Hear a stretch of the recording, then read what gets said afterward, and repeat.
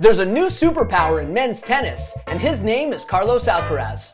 With his thrilling victory over Novak Djokovic in the men's singles finals at Wimbledon, the 20-year-old Spaniard not only cemented himself as the most worthy singular successor to tennis's big three, but as a legitimate candidate to put together a legacy that outshines any of Djokovic, Roger Federer, or Rafael Nadal.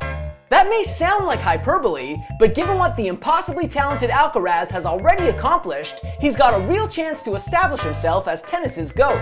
We'll explain why. Sit back, relax, and take this in.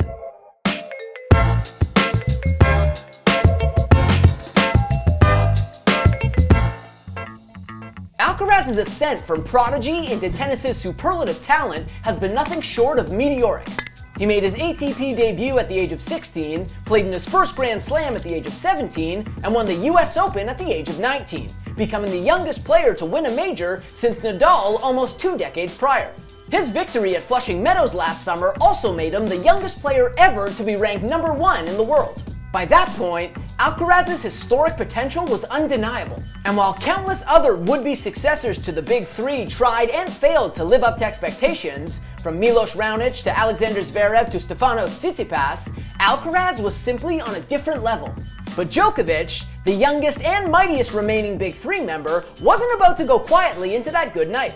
In the wake of Alcaraz's victory at the 2022 US Open, Djokovic reclaimed the ATP's number 1 ranking multiple times. He then further burnished his incredible legacy with victories at the 2023 Australian Open and French Open, giving him 23 Grand Slam titles for his career, more than any other men's player in history. And although Alcaraz held the world number 1 title heading into Wimbledon, Djokovic was the consensus favorite to take home the men's singles title. After all, not only had Djokovic won 27 straight matches at majors, but he had also taken home each of the last 4 and 6 of the previous 8 Wimbledon championships. Still, despite Djokovic's long-standing dominance at the All-England club, it was Alcaraz who prevailed over the Joker in a men's final showdown for the ages. Over the course of nearly 5 hours, Alcaraz put on a display of technical brilliance, mental fortitude, and stamina that left the tennis world in awe, overcoming an early deficit to become the 3rd youngest men's champion in tournament history. In doing so, Alcaraz also became the first player in his lifetime not named Djokovic, Federer, Nadal, or Andy Murray to claim a men's title at Wimbledon. A victory that not only affirmed his supremacy, but positioned him to one day overshadow the triumvirate of legends who preceded him. Hell, as Djokovic himself put it after the match, "I haven't played a player like him ever, to be honest." And the numbers and accolades only support that notion. That Alcaraz is unlike almost any other player before him and is comfortably outpacing the big three in terms of how much he's achieved at such a young age. Federer, for instance, didn't win his 2nd Grand Slam title until he was 22. Djokovic didn't get his 2nd major championship until he was 23. And although Nadal, like his countryman and mentee Alcaraz, captured his 2nd Grand Slam title at the age of 20, both of his victories came on a single playing surface. Nadal is king of the clay for a reason.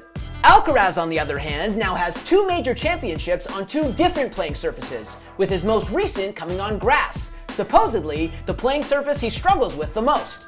See, Alcaraz grew up playing mostly on clay, and he recently admitted it was very difficult for him to adapt to the grass surface, which is harder to slide on and makes it more challenging to get around the court. Yet, his inexperience and ostensible discomfort notwithstanding, Alcaraz still managed to pull off a Wimbledon championship upset of Djokovic, who hadn't lost a match on grass since 2018. Meanwhile, that victory extended Alcaraz's winning streak on grass to 12 consecutive matches, making him one of just 3 players in the Open era to win a dozen straight on grass before turning 21.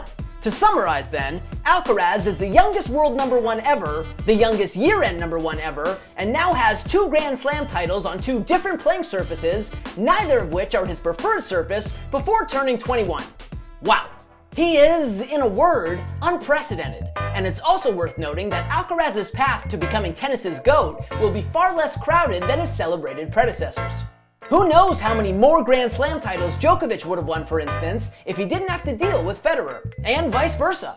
But Alcaraz has no peer. His emergence couldn't have been more perfectly timed for him to run roughshod over tennis's record books, and his victory over Djokovic would seem to signify a proverbial passing of the torch, a ceremonious transition from the Big Three era to the Alcaraz era. And if the next decade plus is anything like the last year for the young phenom, he could one day go down as the greatest ever to play the sport.